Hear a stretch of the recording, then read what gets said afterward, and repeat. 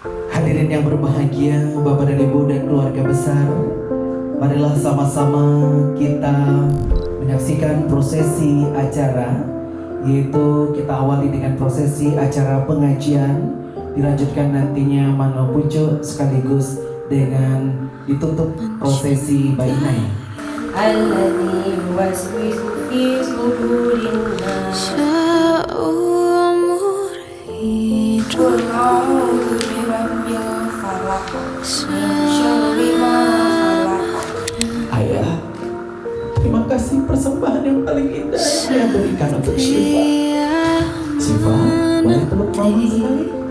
Syair selanjutnya ini akan kita terbaca sambil Al-Quran dan membaca mama.